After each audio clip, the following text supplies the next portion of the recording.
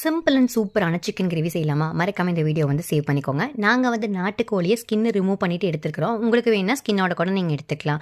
இது கூட வந்து பார்த்தீங்கன்னா ஒரு கைப்பிடி அளவுக்கு சின்ன வெங்காயம், 4 பச்சை மிளகா, கொஞ்சோண்டு கருவேப்பிலை, 1 ஸ்பூன் இஞ்சி பூண்டு பேஸ்ட்டு, 2 நாட்டு தக்காளி, அதுக்கப்புறம் நம்மளோட சூப்பரான கறி மசாலா, ஒரு ஹாஃப் லெமன். எங்கள் கிட்ட வந்து தயிர் இல்லை, அதனால் நாங்கள் மோர் ஆட் பண்ணிக்கிட்டோம். உங்களுக்கு வேணால் நீங்கள் வந்து கேர்டே ஆட் பண்ணிக்கலாம். தேவையான அளவு உப்பு, கொத்தமல்லி தழை இது எல்லாத்தையும் போட்டு நல்லா வந்து சிக்கனோட ஸ்ப்ரெட் பண்ணி வச்சுக்கோங்க. உங்களுக்கு இந்த சூப்பரான கறி மசாலா நல்லெண்ணெய் வேணா ஸ்க்ரீனில் தெரிய நம்பருக்கு மறக்காம ஆர்டர் பண்ணி இதே மாதிரி செஞ்சு பாருங்க. சிக்கன் கிரேவிக்கு கறி மசாலா ஒரு நல்ல ஃப்ளேவர் வந்து கொடுத்துருந்தது. எண்ணெய் காஞ்சனி ஒரு கைப்பிடி அளவு கருவேப்பிலை போட்டு பொரிஞ்சு வந்ததுக்கப்புறம் நம்ம ஊற வச்சிருக்கிற சிக்கனை வந்து போட்டுருங்க. எண்ணெயிலேயே நல்லா குக் ஆகட்டும்.